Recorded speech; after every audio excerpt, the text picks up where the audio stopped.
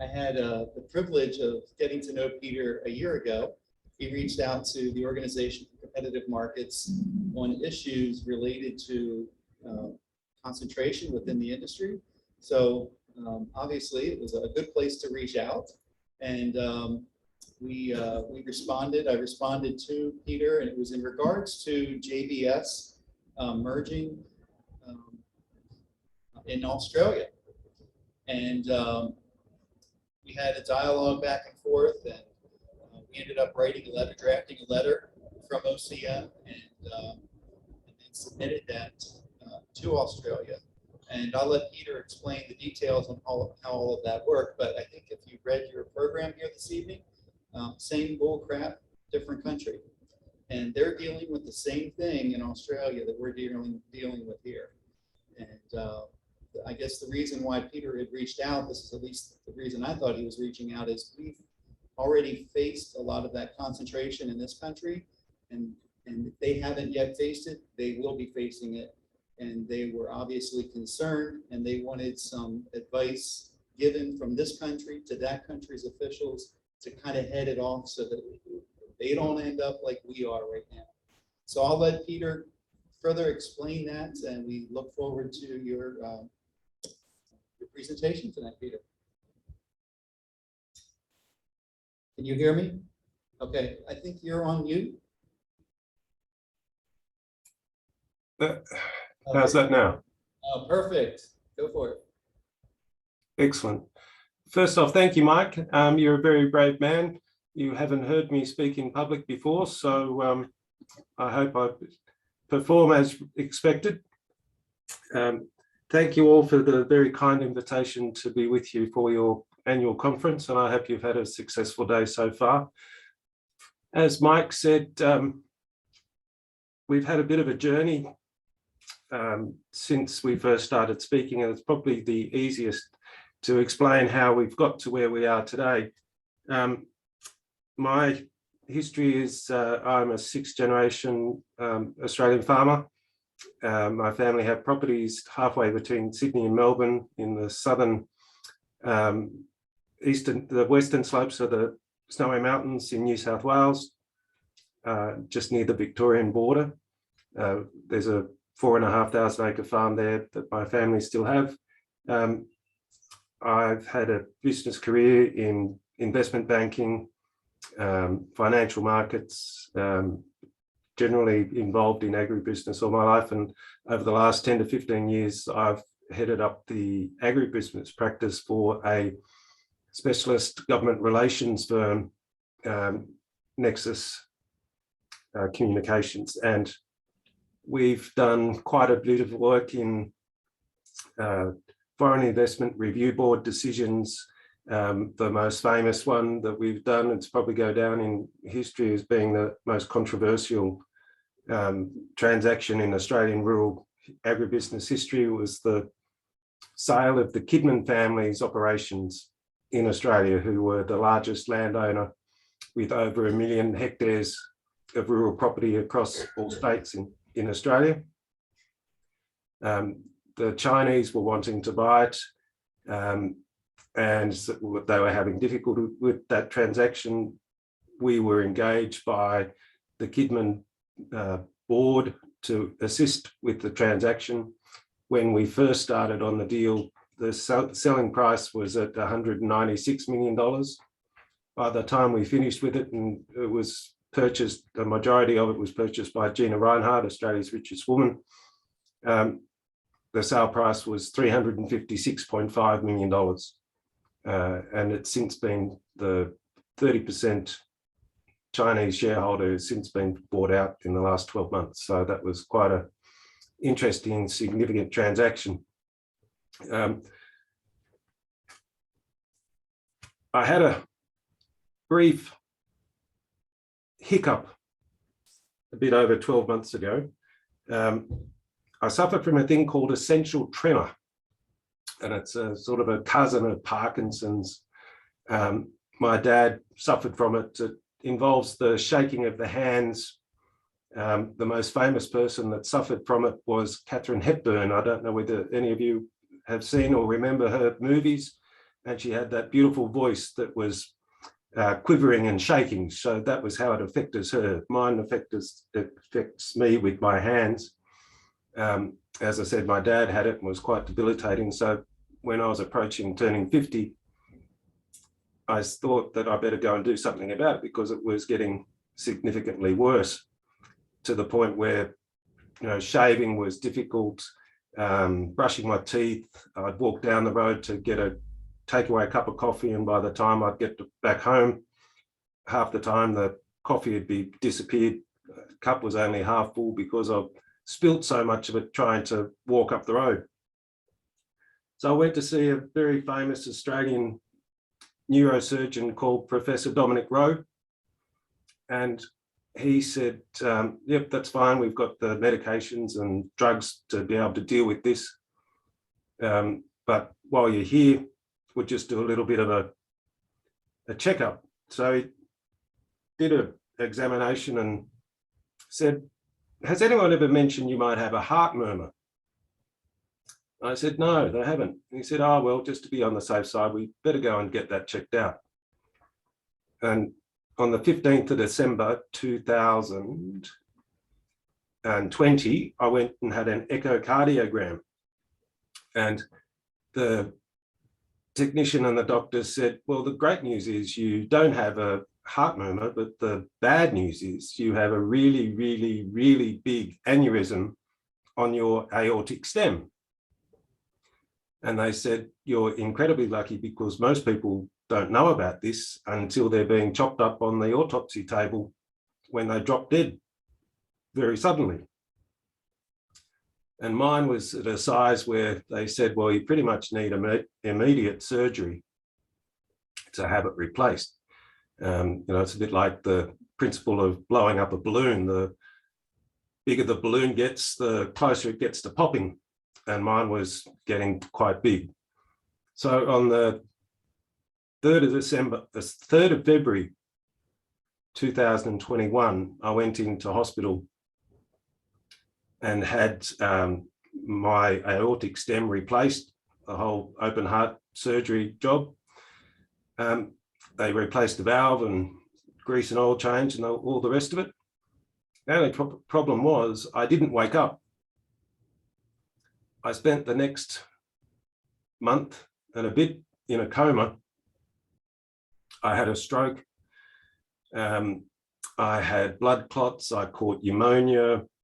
They said that if I did survive, I'd be a vegetable. I'd be living in a home, fed through a tube, never able to communicate again. Not a particularly fortunate scenario to be facing. I died twice, went to the other side twice, and for those interested, yes, there is definitely something there to look forward to. My wife and 3 adult children, my 3 sons, were told that I had 24 hours before they were going to turn off the life support machines, and that would be it. And miraculously, as every doctor, intensivist, cardiologist, specialist, neuroscientist, neurosurgeon who's been involved in the case all agree it is nothing short of miraculous. The next day, I woke up and the intensivist rang my wife and says, deal's off, he's woken up. But that, it didn't necessarily equate to my fortunes improving drastically in the short term. They still said, okay, he's awake, but he's going to be still pretty buggered, still going to be in a home, not sure whether he's going to be able to communicate, paralyzed down his right side and all the rest of it. But I gradually started to get better, started to be able to put together a few words.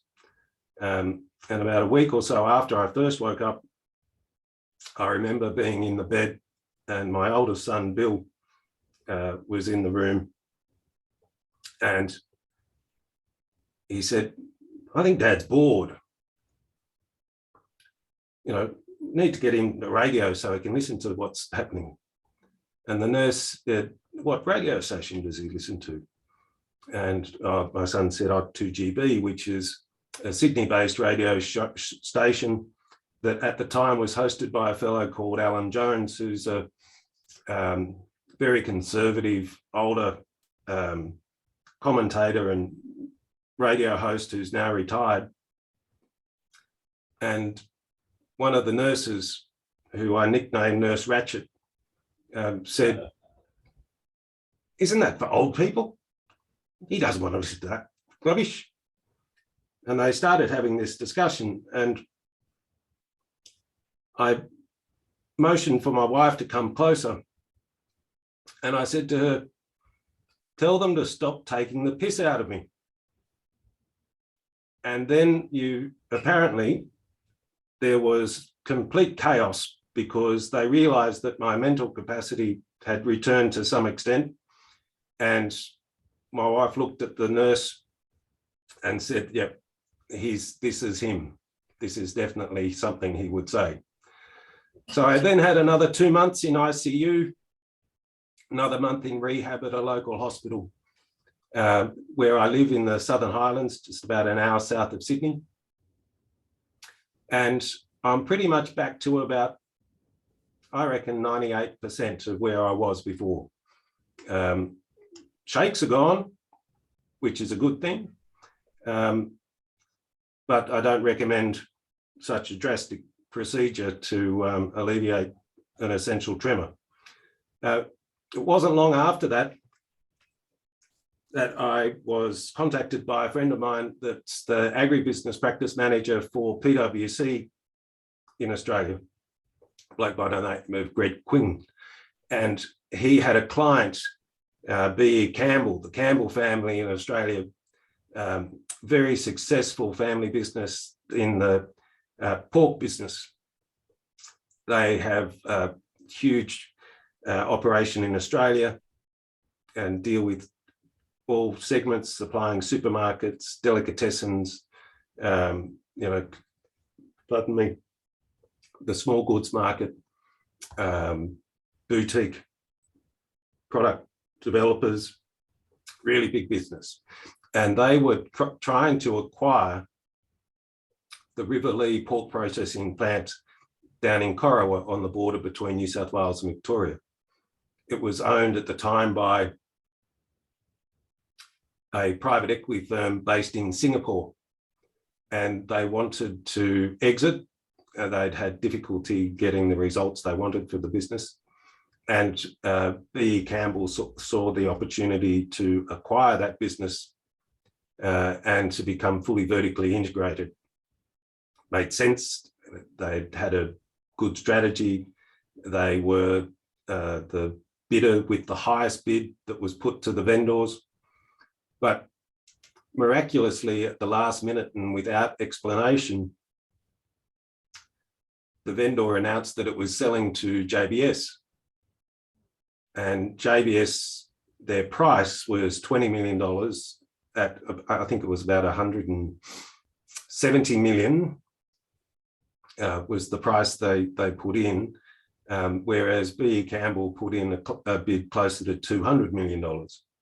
But the vendor went with JBS on the basis, with no explanation to B.E. Campbell, but they only assumed at the time that it was because they were a foreign purchaser and they were more relaxed in the warranties that they were prepared to provide to the vendor, so that B.E. Campbell wanted to do a proper due diligence, and if they discovered something wasn't quite right, that would have to be later reflected in the price.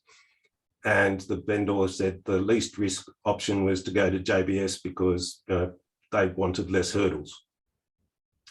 So Greg approached me and said, this is really wrong.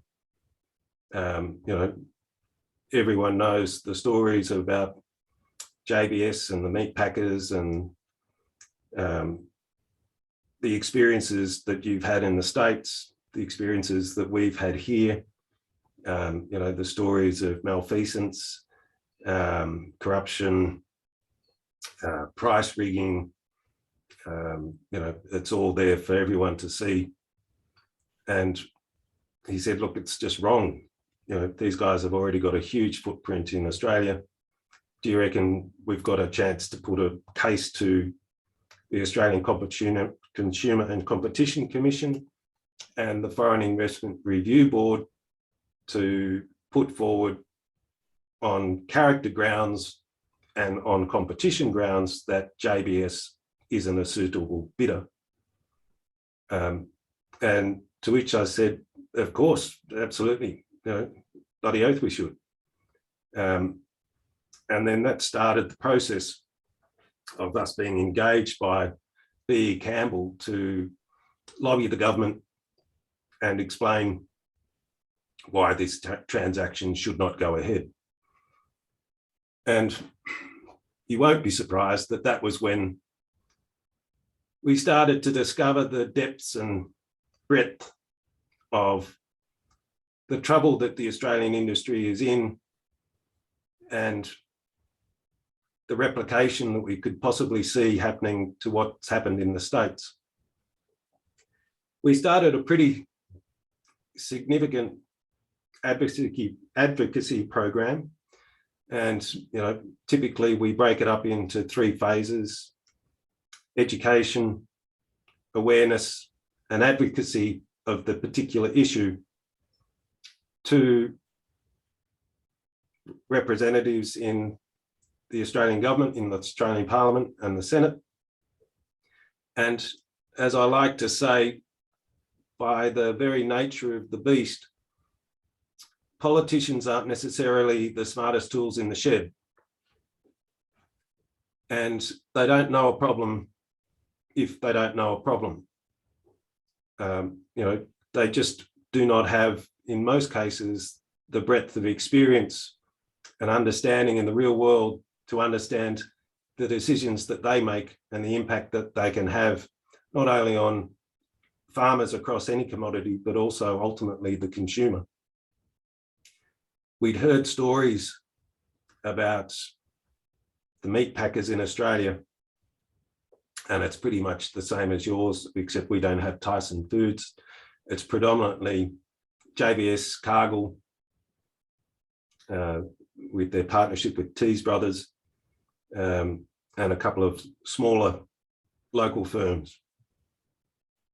But the stories were that every 6 months, the representatives would come into town from the big packers.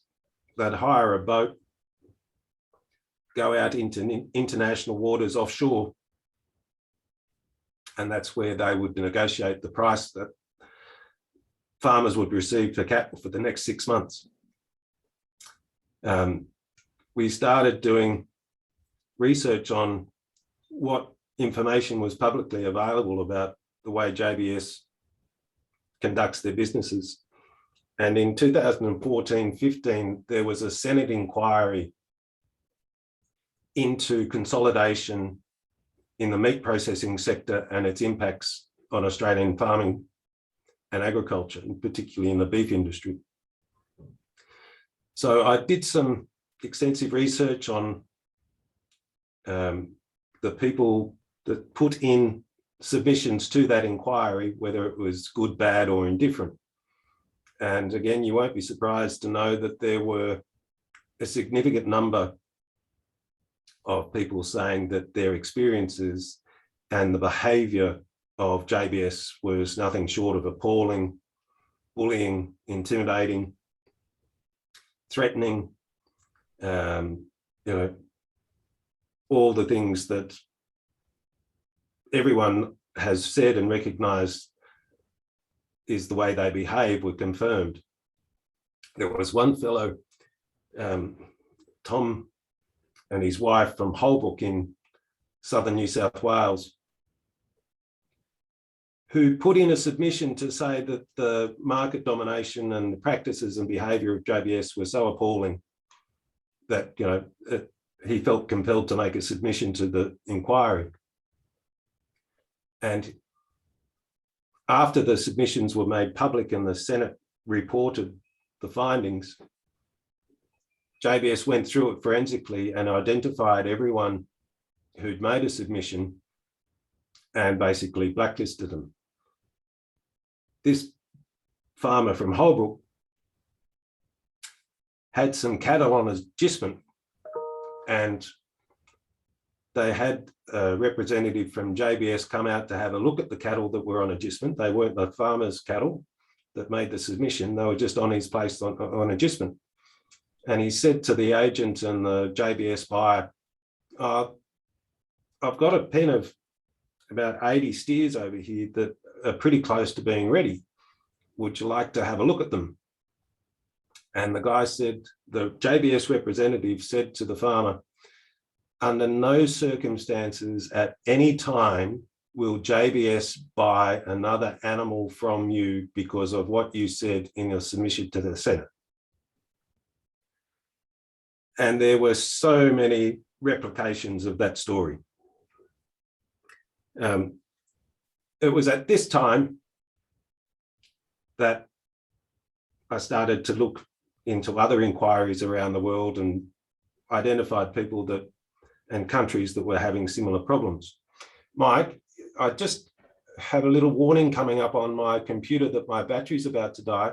So if you could just give me 10 seconds to plug in a cable and have a glass of water. Go for it. I'll be back in 1 sec. Okay.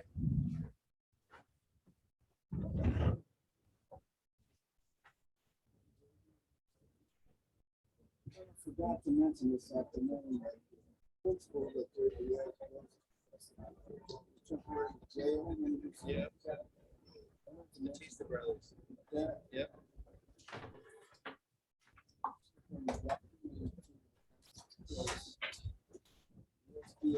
Last century by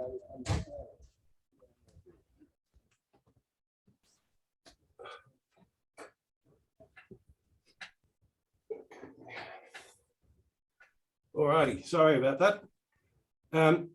So it was at that time, I thought, right, America is the most prominent country where there's been the most noise about the corrupt practices and the most number of law cases against JBS and the way that they behave. So I started to look at the evidence and who was affected by it, and came up with a list of agribusiness organisations and farmer-related advocacy bodies. So I've identified, and this isn't an exhaustive list, but it's an example of the people I approached. The National Cattlemen's Beef Association, the American National Cattlemen's Incorporated,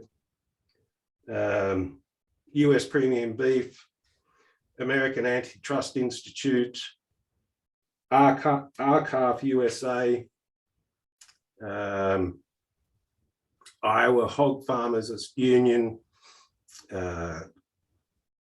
Association for Competitive Markets, the National Farmers Union of DC, American Farm Bureau Federation, Montana Stock Breeders Association, US Cattlemen's Association, Missouri Rural Crisis Center, Anti-Competitive Effects. No, sorry, that's not one. So you get a feel for the people that I've tried to reach out to say, look, you've gone through this experience. Could you possibly consider giving us some support and explaining to our regulators and politicians the dire impacts you have felt directly and experienced from this consolidation and monopoly, and warn our decision makers to make sure it doesn't happen again here and replicate the trouble that you've had. Out of all of those people and the many, many hours I spent researching who they were, emailing them, making contact with them, it was only Mike and Fred who responded. So I was absolutely delighted and thrilled and just ecstatic to find someone that was prepared to lend some support or even engage in a discussion. And it was incredibly heartening to first meet with Mike and then subsequently with Mike and Fred and go through your experiences and tell the story that we were going through. So at this time, I would really like to ask you to show your appreciation on my behalf to Mike and Fred for making that approach and support that they offered without question and almost immediately after I'd sent the email. So once that happened, we went through a number of meetings and the experiences were just diabolically similar. After some time, Mike put together a draft submission to our ACCC, Australian Consumer and Competition Commission, which was submitted, explaining very clearly what had happened in the US and how it was, the writing was on the wall for it to happen here in Australia. Unfortunately, the story was not powerful enough for our regulators to realize the mistake that they were making, and the JBS acquisition was approved. We are starting to see now some of the concerns that people have with the purchase of Riverlea by JBS. And Riverlea had a business where they also did small kills for boutique pork producers in the small goods and the hams, you know, the sort of things that if you went to a farmer's market, you would have heritage breed hams and pork belly and whatever being sold on a Saturday and Sunday, where people knew the provenance of the food that they were buying. They met the farmer, they had the story of how the pigs were raised and bred specifically for the consumer preferences that the different customer segments wanted. And, you know, the concern was JBS was clever enough not to rule out doing small commission kills, but they would just change the date of the kill. So instead of being able to kill on a Monday, they changed the kill date to a Thursday or Friday. I didn't know at the time, but you know, processing pork that doesn't have the shelf life of beef or chicken, so changing a kill day, commission kill day, to a Thursday or Friday reduces the sale opportunity for those commission kill producers to be able to have viable product to get out in the marketplace. So you know, there's a cunning level of behavior and awareness of how to be seen not to technically be reducing competition, but the practical results of it can be devastating to the consumer. We also heard, so B.E. Campbell had a number of politicians that they knew through family connections. One of them was a senator from Queensland. And this senator had lived on one of the B.E. Campbell family properties in Queensland, and their grandparents were friends. We tried for 6 weeks to try and get an appointment with this senator so Campbells can meet with them and tell their story to her. This senator was also on the Senate Rural Regional Affairs and Transport Committee, and they thought would be a powerful ally. And they couldn't understand why the senator wouldn't meet with them. We then discovered inadvertently, the senator said, well, I won't be meeting with B.E. Campbell because JBS is one of my largest political donors, but JBS is clever enough that they don't appear on any lobby register and register of political donations under their company name. They know the laws here well enough that they keep the political donations in the names of their top executives as individuals. And if they're under $10,000 and miraculously the donations were $9,999, it doesn't have to be disclosed who the individual is. So you can imagine the disgust and fury of, despite the personal relationships and connections they had to this senator and to others that they tried to get meetings with, Campbell's were just not in the ballpark of the influence that JBS was able to surreptitiously display and pull strings with. I think one of the things that we have in common in Australia and any Western country for that matter, and America,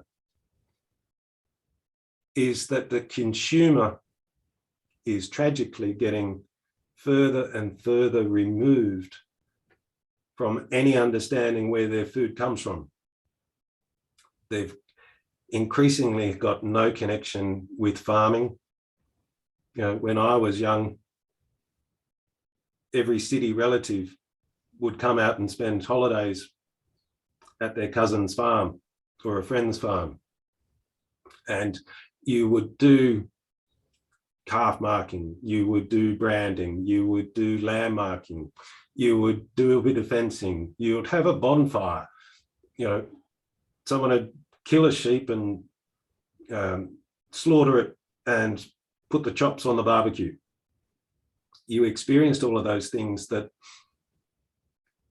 may not on the surface appear pleasant to have watched, but you appreciated what was happening on farms and where your food came from. You know, you all had the same surveys and discussions and revelations that, you know, an alarming amount of children today don't know where eggs come from, don't know where milk comes from. You know, animal welfare activists are increasingly dominating every aspect of the way food is produced. In their preference, they would largely prefer it not to be produced. I was on the board of a company called Australian Wool Innovation, which is the Australian wool industry's research, development and marketing company, and had a budget of about $100 million a year. And it was levy funds raised as a 2% levy on every bale of wool that's sold in Australia. And we had a massive fight with the animal welfare group PETA because they wanted Australian farmers to cease mulesing. And the way these people behaved and the campaigns that they embark on are based on lies, but increasingly in our world of increasing wokeness, reality doesn't get in the way. Sorry, I beg your pardon. Reality is blocked by the falsehoods and lies and campaigning of these very vocal and active minority and animal rights groups and others.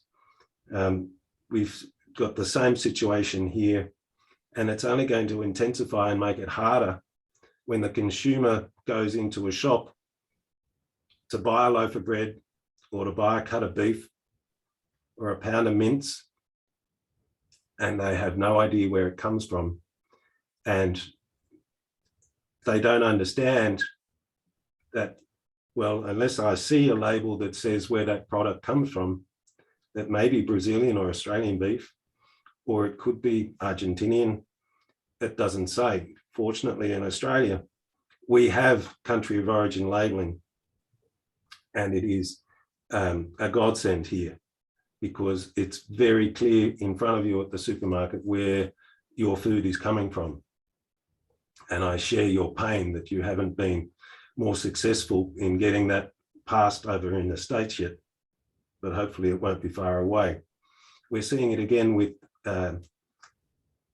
JBS's encroachment into other protein markets, particularly here, where they're now engaged in salmon production and recently taken over a listed salmon farm in Tasmania. So their tentacles are expanding, and there's nothing surer that they will replicate their activities in other markets in the salmon market. So it's a time where our challenges are increasingly harder to get consumers to understand why a farmer needs to be paid fairly, and not just the supermarket being the person that you think is responsible for the food miraculously appearing on people's tables and on shelves. And if there's any way that it would be possible to help OCM, your members, your supporters, your sponsors, with any of your endeavors in America, I will do anything I can to assist, because of the kindness, generosity, brotherhood and support that you, through Mike and Fred, have provided to us, even though we weren't successful with this campaign, but it was so greatly appreciated. And I'd just like to say, before I turn it over to Mike, to, if there's any questions, again, say thank you very much for your patience and your invitation to talk to you today. And it's been an absolute pleasure, and I hope the rest of your night is successful. I hope that they've been able to get a couple of nice pieces of Australian beef on the menu for dinner. And the only thing that could possibly make that better was if you were having some Australian red wine to accompany it. Thank you.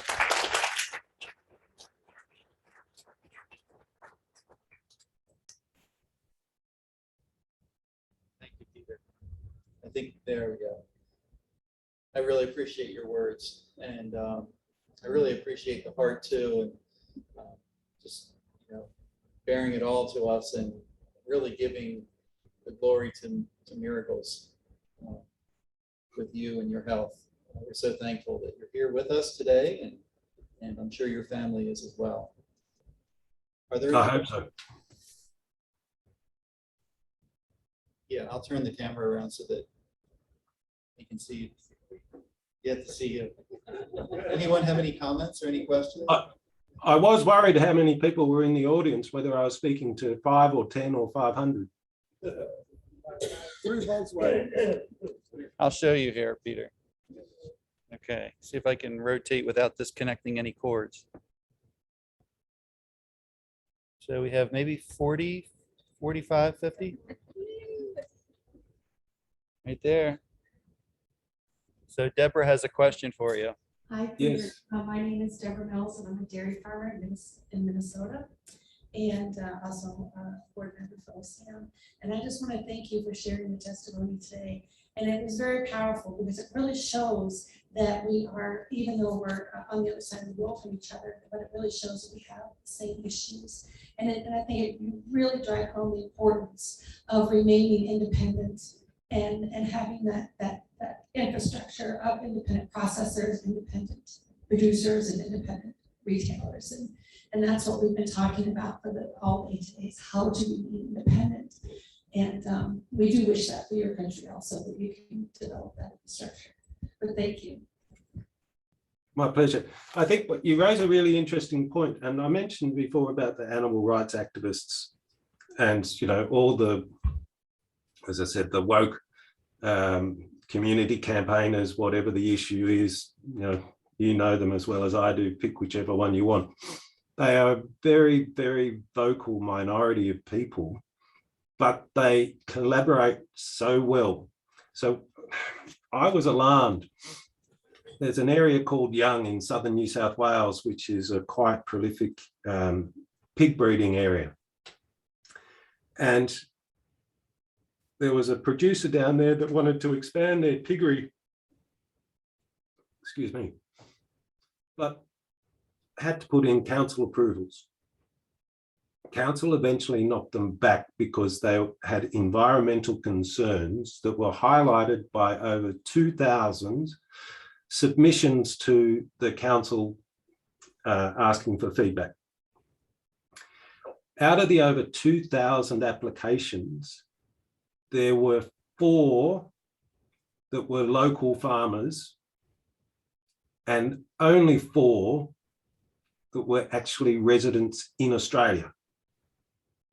The others were all concocted and put together by animal rights activists located overseas. They are so well connected, tend to be younger, tend to understand the power of social media, and tend to multiply the impact that they have beyond their official status should be because of how they campaign and the way they use. I think what it highlighted to me was that farmer organisations globally need to work together with people like yourselves and other like-minded organisations and have a united voice. So instead of half a dozen, you know, whatever it is, maybe 100,000, 150,000, whatever number it is of animal rights activists or, you know, climate campaigners, whatever the issue is that is affecting farmers and competition, that we have a really big opportunity to join together, not just in Australia, but not just in the US, but in Europe, in New Zealand. All our voices are so much more and so more understanding of reality and the consequences if these people get their way and the damage it will do not just to farmers, but consumers generally. It's just an incredibly important and powerful cause that I think that if we were able to work towards it, it would be irresistible for people to refute.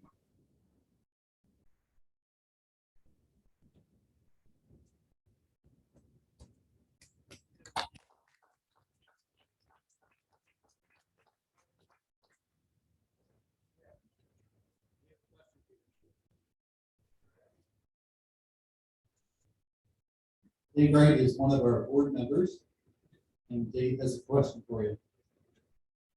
Hello, Peter. G'day. You mentioned that you have country of origin labeling over in Australia. Sorry, it's just a bit garbled. I couldn't hear the question properly.